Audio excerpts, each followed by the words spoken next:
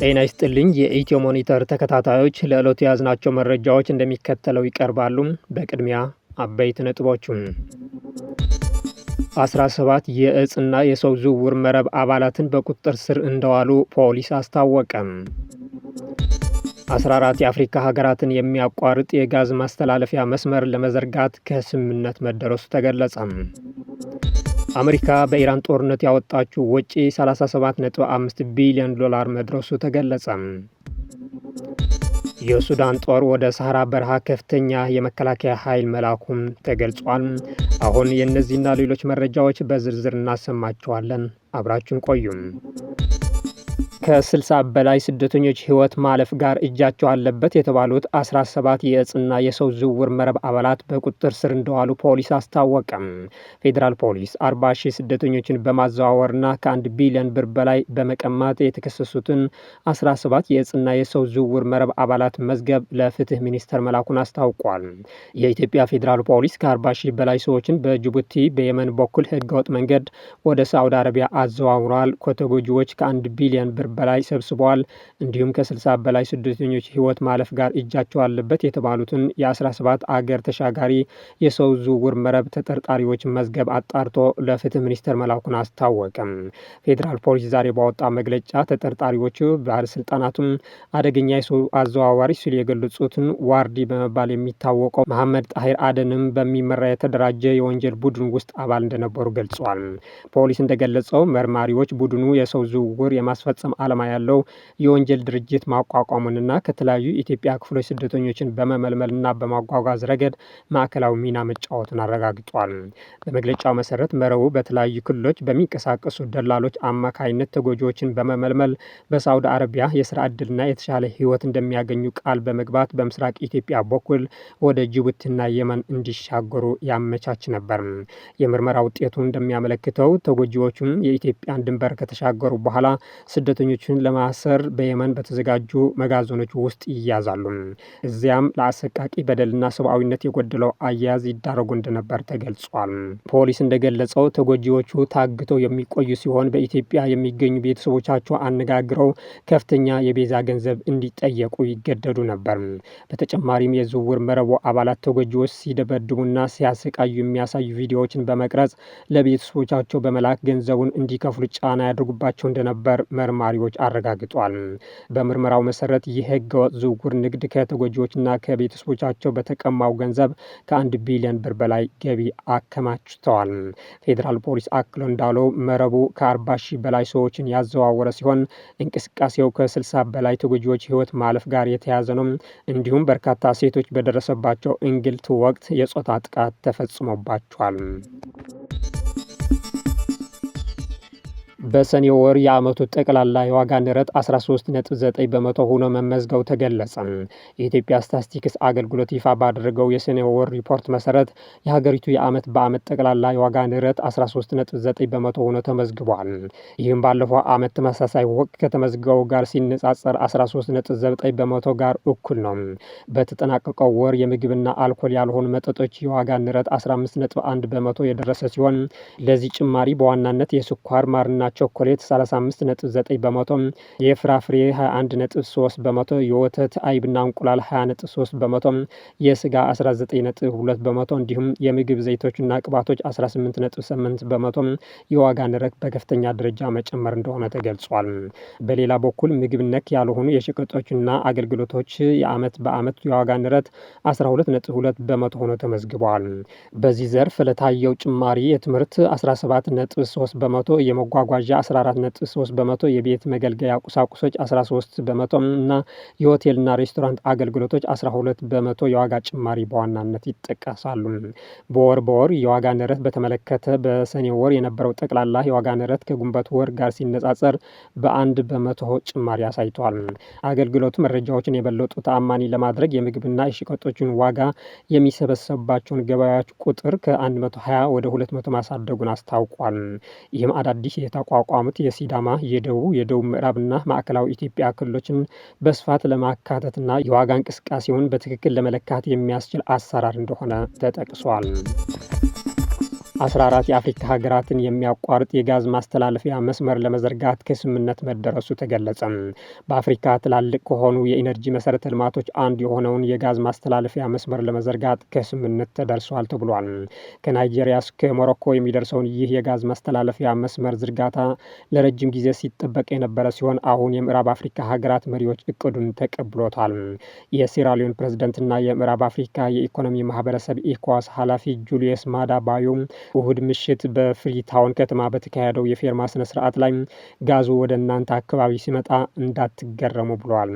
6000 ኪሎ ሜትር የሚረዝመው የጋዝ መስመር በአትላንቲክ ውቅያኖስ ዳርቻ የሚገኙ 14 የአፍሪካ ሀገራትን ይሸፍናል። የጋዝ ማስተላለፊያው በስፔን በኩል ከሚያልፈው የአውሮፓ የጋዝ መስመር ጋር ከመገናኘቱ በፊት የናይጄሪያን ጋዝ ወደ ሞሮኮ ያደርሳል። የግንባታው ፕሮጀክት በናይጄሪያ የነዳጅ ኩባንያና በሞሮኮ ብሔራዊ ማዕድን ተቋም በጋራ እንደሚመራም ተገልጿል። እንደ ኢኮዋስ፣ ኢስላሚክ ዲቨሎፕመንት ባንክ እንዲሁም የነዳጅ አምራችና ላኪ ሀገራት ኦፔክ ፈንድ ባሉ ቀጠናዊ ተቋማትን ድጋፍ ይደረግለታል። የነዳጅ መስተላለፊያው ግንባታ ከ2 ዓመት በኋላ እንደሚጀምር የሚጠበቅ ሲሆን ወደ 25 ቢሊዮን ዶላር ገንዘብ ይፈጃል ተብሏል። የኤነርጂ ባለሙያና የቀድሞው የናይጄሪያ መንግስት አማካሪ ቻርለስ ማጂሚ እንደሚናገሩት የማስተላለፊያ መስመሩ ግንባታ ከአፍሪካ የወጣ ጋዝ በውጭ ሀገራት ተጣርቶና ተዘጋጅቶም በ3 ወይም በ4 እጥፍ ዋጋ መልሶ ለአፍሪካ ሀገራት የሚሸጥበት ስርዓት ይቀይራል። እንደ ናይጄሪያ ያሉ ሀገራትን የተፈጥሮ ሀብት ሙሉ በሙሉ ዋጋ የሚያሳጣውን የቀድሞ ልምድ ማብቃት አለበት ብሏል። የጋዝ ማስተላለፊያው በትክክል አገልግሎት ላይ ከዋለ የቀጠናውን ኢንዱስትሪ እድገት ከማነቃቃት በተጨማሪ አፍሪካ በዓለም አቀፍ መድረክ ያላትን አቅም እንደሚጨምር ተገልጿል። የናይጄሪያ ሞሮኮ የጋዝ ማስተላለፊያ መስመር ዝርጋታ እቅድ ከተሳካ በአመት 30 ቢሊዮን ኪዩቢክ ሜትር ጋዝ ማስተላለፍ የሚችል ሲሆን 400 ሚሊዮን ህዝቦችን ያገለግላል። ይህ በውቅያኖስ ዳርቻ ላይ ከተዘረጉ የዓለም የጋዝ ማስተላለፊያዎች አንዱ የሚያደርገውን ሲሆን የምዕራብ አፍሪካን የኤነርጂ ምህዳር ይለውጣል። የጋዝ ማስተላለፊያው ግንባታ ላይ ከስምምነት ከመደረሱ በፊት ለ10 ዓመት ገደማ ከ12 በላይ ሀገራት የተሳተፉበት ድርድር ሲደረግ ቆይቷል። አሜሪካ በኢራን ጦርነት ያወጣችውን ወጪ 37.5 ቢሊዮን ዶላር መድረሱ ተገለጸ። ፕሬዝዳንት ዶናልድ ትራምፕ አሜሪካ እስካሁን 37.5 ቢሊዮን ዶላር ወጪ ያስወጣትን የኢራን ጦርነት አልጨረስኩም ሲሉ ካስጠነቀቁ በኋላ በዛሬው ረቡዕ ዕለት የዋሽንግተን አዳዲስ ጥቃቶችን በቴህራን የሚገኙ የአየር መከላከያዎችን አንቀሳቅሷል። ሁለቱ ተፋላሚዎች በስትራቴጂካዊ ሆርሙዝ ወሽመጥ ዙሪያ ባካሄዱት ውጊያ ምክንያት የመጀመሪያ ደረጃ ስምምነቱ መፍረሱን ተከትሎ የመካከለኛው ምስራቅ ጦርነት ዓለም አቀፍ የነዳጅ አቅርቦት ቁልፍ የሆኑትን የቀጠናውን ሌሎች መተላለፊያዎችን ወደ ማካተት አድጓል። ሆኖም የዩናይትድ ስቴትስ ከፍተኛ ዲፕሎማት ማርኮ ሩቢዮ ዋሽንግተን ከቴህራን ጋር ስምምነት ላይ ለመድረስ ዲፕሎማሲን ለመጠቀም ፈቃደኛ መሆኗን ደግሞ አረጋግጧል። ሩቢዮ በማኒላ በተካሄደው የደቡብ ምስራቅ ኤስያ ሚኒስትሮች ስብሰባ ላይ እንደተናገሩት በአሁኑ ወቅት እያጋጠመ ያለውን ችግር የድርድር ሂደቱን በቁም ነገር አለመውሰዳቸው ነው ብሏል። የኢራን ውጭ ጉዳይ ሚኒስትር ቃል አቀባይ እስማኤል ባቃይ በበኩላቸው በአሸማጋዮች በኩል ከዋሽንግተን ጋር የሚደረጉ የዲፕሎማሲ ልውውጦች መቀጠላቸው ገልጿል። በመካከለኛው ምስራቅ የተካሄደውን የቅርብ ጊዜ የጥቃት ማዕበል የአሜሪካ ጦር እንደ ወታደራዊ ሎጂስቲክ መሰረተ ልማት እያሉም ኢላማዎችን መምታትን ያካተተ ሲሆን የኢራን መንግስት መገናኛ ብዙኃን ደግሞ የኒውክሌር የኃይል ማመንጫ በሚገኝበት ቡሽሄርን ጨምሮ በመላ ሀገሪቱ ጥቃቶች መፈጸማቸው ዘግቧል። የሀገሪቱ የመንግስት ቴሌቪዥን በቴሌግራም ገጹ ባሰፈረው መረጃ ከጥቂት ደቂቃዎች በፊት በቴህራን ምዕራብ ምስራቅና ሰሜን ምስራቅ ክፍሎች የአየር መከላከያ ድምፅ መሰማቱን የዜና ምንጮች ዘግቧል ብሏል። የሱዳን ጦር ወደ ሰሐራ በረሃ ከፍተኛ የመከላከያ ኃይል መላኩ ተገለጸ። ይህም ፈጣን ድጋፍ ኃይሉ በሊቢያ በኩል የሚያስገባውን ድጋፍ ለመግታት ነው ተብሏል። የሱዳን ጦር ማክሰኞ ዕለት በሰሐራ በረሃ ውስጥ ወደሚገኙ ቦታዎች ግዙፍ ወታደራዊ ልዑክ እንደላከ ተገልጿል።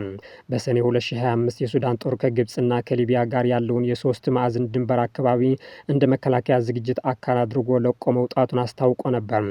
ይህም የሊቢያው ጀነራል ካሊፋ ሀፍታር ታማኝ ኃይሎች ወደ ሱዳን ግዛት ዘልቆ በመግባት ፈጣን የድጋፍ ኃይሎችን ወይም አርኤስኤፍ እንደሚደግፉ ከከሰሰ ከአንድ ቀን በኋላ ነው።